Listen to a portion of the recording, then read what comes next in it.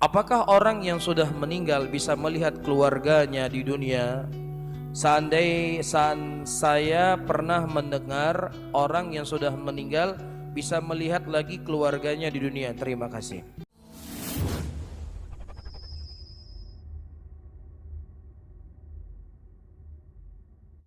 Pembahasan ini adalah pembahasan yang sudah pernah kita bahas, tapi tidak ada masalah untuk saya ulangi kembali. Allah Subhanahu wa taala menyebutkan sebuah ayat di dalam Al-Qur'anul Karim. Rabbirji'uni la'ali a'malu salihan fima tarak. Kalla innaha kalimatun huwa qailuha. Wa min wara'ihim barzakhun ila yaumi yub'atsun. Ya Rabbku, kembalikanlah aku ke dunia supaya aku bisa mengamalkan apa yang telah aku tinggalkan. Kata Allah apa? Kalla, sekali-kali kamu tidak akan dikembalikan ke dunia. Itu hanya sekedar omongan kalian saja. Dan di balik ini kata Allah akan ada hari kebangkitan. Iya. Nah, orang ini dia berdoa memohon kepada Allah untuk beramal soleh, untuk sholat, untuk puasa, untuk bertobat, untuk beristighfar. Diizinkan enggak oleh Allah? Untuk beribadah saja nggak diizinkan oleh Allah, apalagi cuma melihat ya kalian anu irmo tiban nasihat punai jo bule le abang ini mau beribadah, mau beramal soleh, kalla kata Allah. Ini diantara dalil yang disebutkan oleh para ulama, orang yang telah meninggal itu tidak akan kembali ke dunia. Dan juga hadis ketika Allah Subhanahu wa taala melarang Nabi sallallahu alaihi wasallam ya, untuk memberikan izin kepada sebagian orang untuk minum haudnya beliau. Kemudian Rasulullah berkata, ummati, ummati, umatku ya Allah, umatku ya Allah. Kemudian kata Allah Subhanahu wa taala dalam hadis tersebut, innaka la tadri ma ahdatsu ba'dak.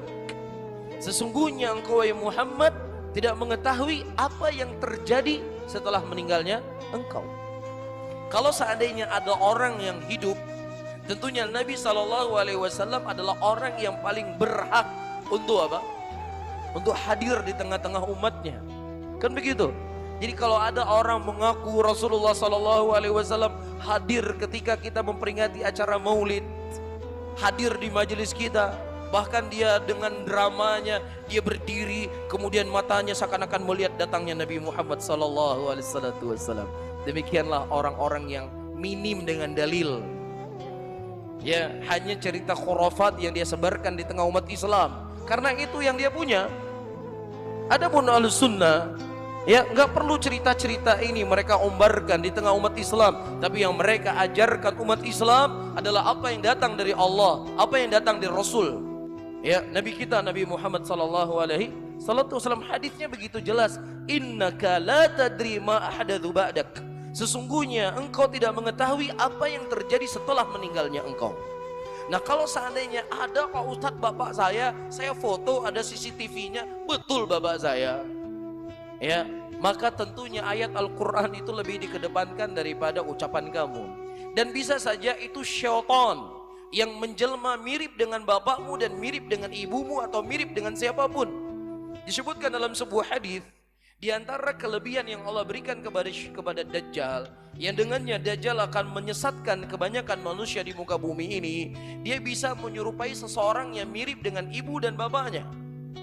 Ya, kemudian orang yang mirip dengan ibu bapaknya tadi berkata, wahai anakku, sesungguhnya ini Tuhanmu, si Dajjal ini Tuhanmu, sembahlah dia. Jadi ini merupakan permainan syaitan para hadirin yang dimuliakan oleh Allah. Jadi hati-hati. Ya, jadi dua kemungkinan, seseorang ketika dia berada dalam kubur, bisa saja kuburnya itu merupakan lubang dari lubang neraka, maka dia tersibukkan dengan azab yang Allah berikan dalam kuburnya. Atau kubur itu menjadi taman dari taman surga, maka dia menikmati apa yang telah Allah berikan di dalam kuburnya tersebut. Jadi nggak sempat ziarahin antum kemari. Bisa difahami? Baik.